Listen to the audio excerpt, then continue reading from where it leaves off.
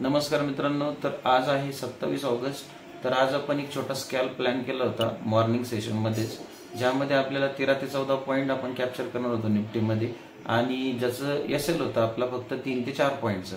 तर तुम्ही बघू शकता आपण 107 ला त्याला बाईंग केलं होतं आणि आपलं टार्गेट होतं 119 120 पर्यंतचं। ठीक आहे।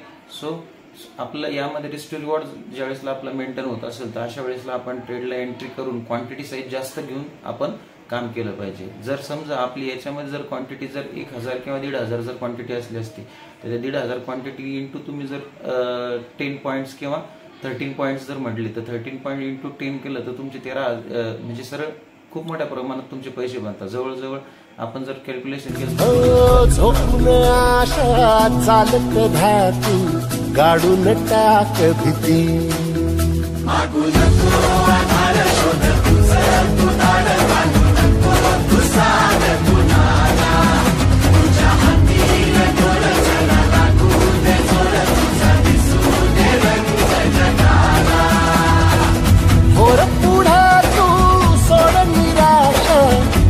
तुला तू दे दिलास तुफान पेटू देऊ